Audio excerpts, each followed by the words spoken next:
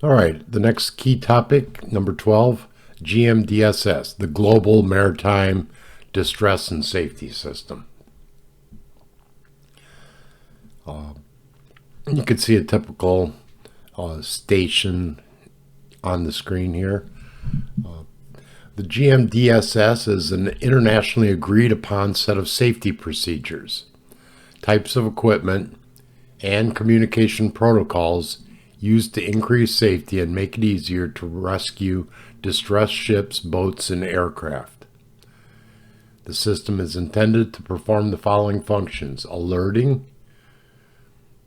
including position determination, search and rescue operations, locating, maritime safety information broadcast, general communications, and bridge-to-bridge communications. Specific radio carriage requirements depends upon the ship's area of operation rather than its tonnage. The system also provides redundant means of distress alerting and emergency sources of power.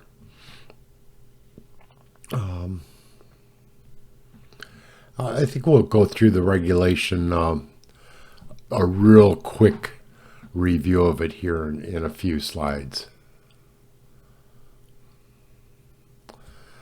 Here's a nice illustration of, there's several that have been put together for the GMDSS, but let's see what we have. We have a couple satellites, the Inmarsat, which stands for International Marine Satellite, the COSPAS, and the SARSAT. But you can see EPIRB floating in the water. That's the Emergency Personal Radio Beacon. The SART services, that's a submersible transmitter, radio transmitter, and you can see some coast stations, etc. We'll go into that a little bit more also. But just generally, what is the fundamental concept of the GMDSS? I'll go ahead and read off the options. A, it is intended to automate and improve existing digital selective calling procedures and techniques. B, and this is the fundamental concept, maybe not one of the side benefits of it. B, it is intended to provide more effective but lower cost commercial communications. C, it is intended to provide compulsory vessels with a collision avoidance system, or that when they are operating in waters that are also occupied by non-compulsory vessels.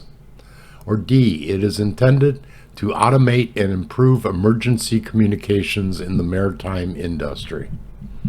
Yeah, once we got to it, that sounds like it hits it exactly.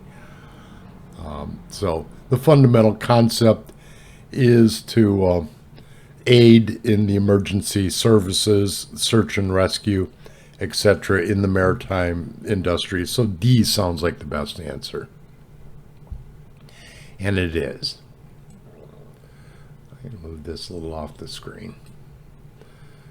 And the poll. All right, and this dates back to the time of the Titanic, when they sent out their distress call on the radio. There was a nearby vessel that had already closed down its radio station, and the people that were on deck of that other ship could see the distant fireworks, but they thought it was some sort of celebration, but not knowing it was a doomed ship.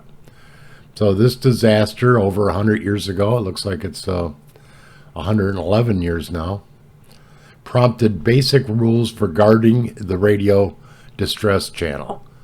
So it says nearly 100 years later, but now it's over.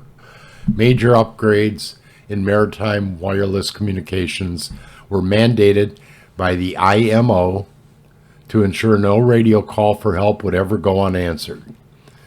So the Global Marine Distress Safety System requires commercial vessel compliance, with small recreational boats encouraged to install simple marine VHF radios to take part in this worldwide system of automated distress messaging.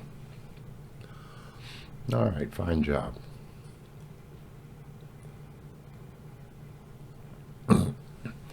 Related question, what is the basic concept of Gmdss? Almost exactly the same words.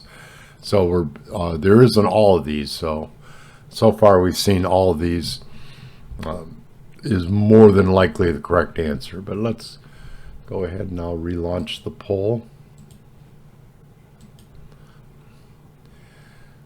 But let's go through the options. A, shoreside authorities and vessels can assist in coordinated SAR, search and rescue operations with minimum delay. Yeah, that's one of the concepts. B, search and rescue authorities ashore can be alerted to a distress situation. Also not a bad answer. So it looks like we are leaning towards all the above. C, shipping in the immediate vicinity of a ship in distress will be rapidly alerted, which is probably the most basic of the concepts. So all these is not a bad answer. And I see the poll takers are agreeing with me. All the above. You are on a small sailboat participating in an ocean race 500 miles from shore in heavy wind and seas. Your keel shears off and your sailboat instantly turns turtle. Everyone on board scrambles in the air pocket inside the hull. The captain turns on the 406 megahertz EPIRB and the Gmdss COSPAS SARSAT system goes into action. In less than 4 hours, an offshore U.S. Coast Guard vessel comes alongside, sends down a rescue swimmer, and all lives are saved. Other nearby vessels arrive on the scene as well. They're all part of the Gmdss system.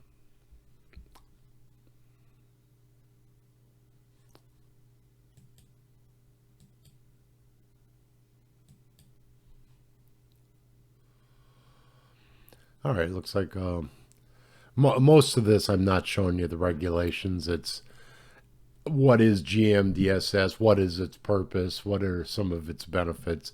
Here's another one. Basically, so far all the questions are the same. The primary purpose of the Gmdss is to what?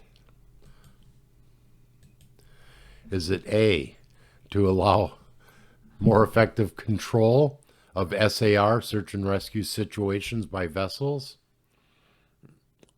There's probably a better answer. That one's not terrible if the other ones are bad. B, provide additional shipboard systems for more effective company communications. Well, the primary purpose of Gmdss isn't company communications, so we can pass over that one. C, automate and improve emergency communications for the world's shipping industry. Well, that's kind of narrowing it a little bit. The Titanic was not shipping, it was passengers. So emergency is a good word, though. Or D, provide effective and inexpensive communications. All right, so I guess A is going to be the best answer. The other ones fall short. Now, what's this? An answer I did not anticipate. Automate and improve emergency communications for the world's shipping industry.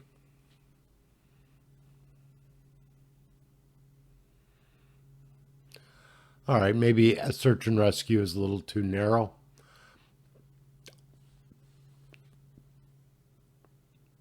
All right, it's just a matter of preference at this point.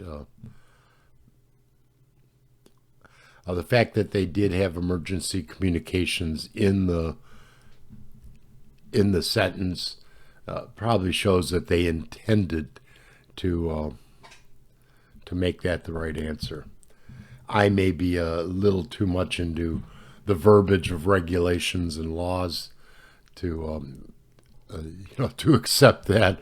So these are somewhat loosely worded. So as long as you get their general intention, I think that's going to be sufficient. So emergency communications are what we're going to focus on here. How do we do on the poll? I think most people agreed with me that shipping sounded like it was more like cargo, but I guess shipping is broad enough to cover passengers also.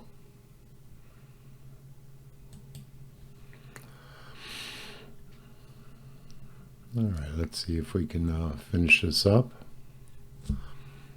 Okay, here's another illustration of the Gmdss system. You can guys see that the ship in distress sends out various signals. One is to the land base radio receiver, and that's the RCC, the Coast Guard. And they're also sending out some signals to satellites. The ComSat, communication satellite, the satellite dish on the ground, which is connected to a telephone network, takes its signal off the Inmarsat, the International Marine Satellite, which is in a geostationary orbit, meaning it's always at the same place in the sky. So it's at a certain altitude where it is actually rotating or following the Earth's rotation. There is an NOAA, which is the National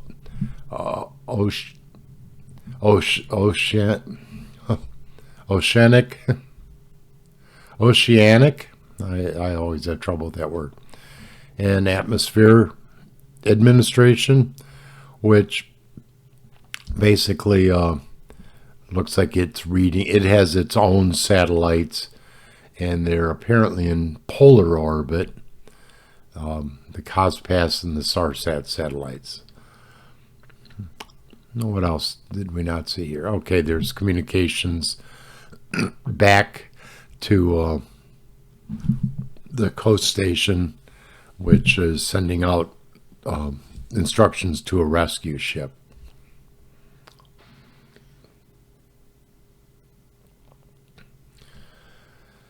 Okay, Gmdss is primarily a system based on, oops, my bad.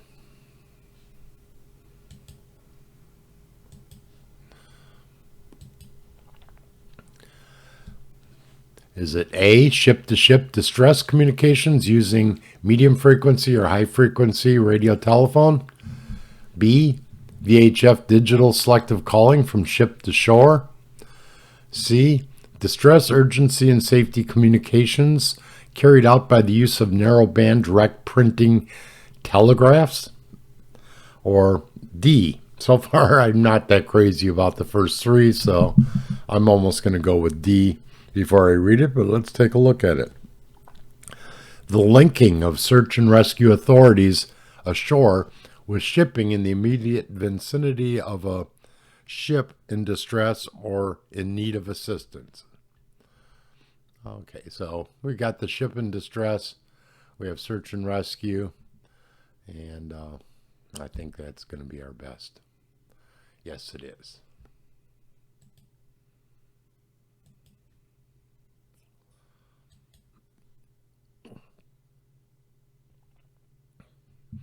And they're picking up on the keywords that I saw also.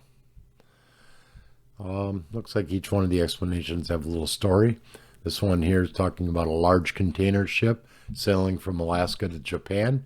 Maybe so much on automatic pilot that they missed the distress flare coming from 5 survivors huddled in a life raft after their long line fishing vessel went under. A DSC handheld sends out a distress alert, and now they get noticed on radio and all lives are saved.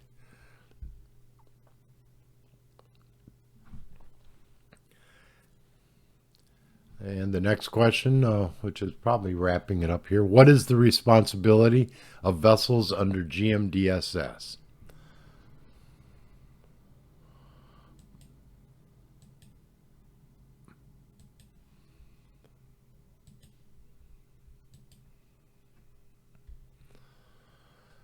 All right. The responsibility of vessels. A. Vessels over 300 gross tons may be required to render assistance if such assistance does not adversely affect their port schedule. I don't think that they're that concerned about the port schedule when lives are at stake. B. Only that vessel, regardless of size, closest to a vessel in distress, is required to render assistance. So what, we're going to get out the tape measure, whoever's closest, and that's it. Everybody else can just go on their merry way. Also doesn't sound right. C, every ship, so far so good, is able to perform those communication functions that are essential for the safety of the ship itself and of other ships. All right, I like that one so far. Or D, vessels operating under Gmdss outside of areas effectively serviced by shoreside authorities. Already they're starting to restrict it. All right, you're under Gmdss, but okay.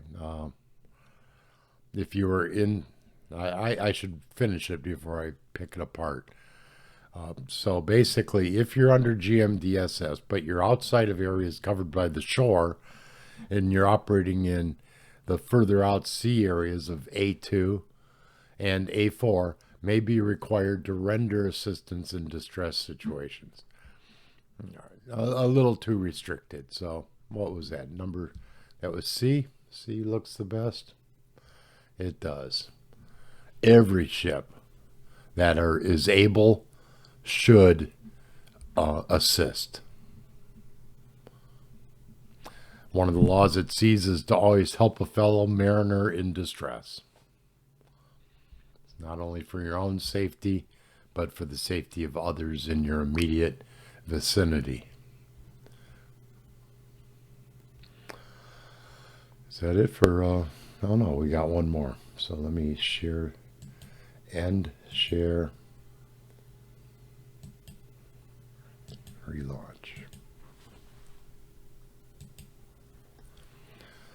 Gmdss is required for which of the following? A, all vessels capable of international voyages. I like the all, but I don't like the international. B, soulless convention ships of 300 gross tonnage or more. Now the soulless, it stands for safety of life at sea. That was the big treaty that all the nations signed up into. And 300 gross tons is a part of the requirement. That makes you subject to the regulations, or the treaty, the convention they call it. C, vessels operating outside the range of VHF coastal radio stations. Even if you're a small pleasure ship, no. Or D, coastal vessels of less than 300 gross tons. And actually, you're exempt if you're under 300 gross tons. So it's going to be the soulless convention ships, B, 300 gross tonnage or more.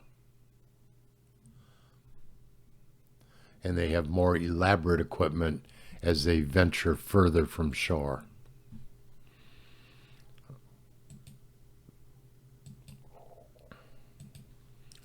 All right, that should be it. Here's a example of the sea areas. In the light blue is the sea area 1, closest to shore. And you can see the VHF radio station pretty much services that area. It goes out 20 to 30 nautical miles. A sea area 2, it looks like they would need medium frequency to get out that far. That's the area is approximately 150 to 200 nautical miles out. And then sea area 3 and 4 isn't even on the map. I believe that is the polar regions. And that's going to be within range of the satellite.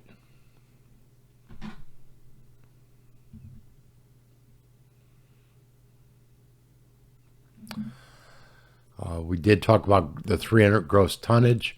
Gross tonnage is not necessarily has to do with the weight of the ship. Even though you think of a ton as 2,000 pounds, 300 tons, you would think weighs a certain amount, but how are you going to get this ship on the scale? Basically, it is a measure of volume. And as you can see from the caption on the illustration, it's calculated by measuring a ship's volume from keel to funnel to the outside of the hull framing, and then applying a mathematical formula. I went through it real quick and basically discerned that 300 gross tons is approximately 1,200 cubic meters. Think of a meter as just slightly above a yard. So if you think of a yardstick, a square with a yardstick as each of the outside dimensions, think of about 1,200 of those. I don't know if you can actually apply that in real life, but it's that's how they measure it. And it's already going to be in the ship record, so you're not going to go around with a meter stick to make that determination. The ship is manufactured, and they'll say how much space is on the inside. For your own information, net tonnage is just the cargo spaces, so it wouldn't include all the engines and maybe the passenger or the control bridge. All right, so that wraps that one up.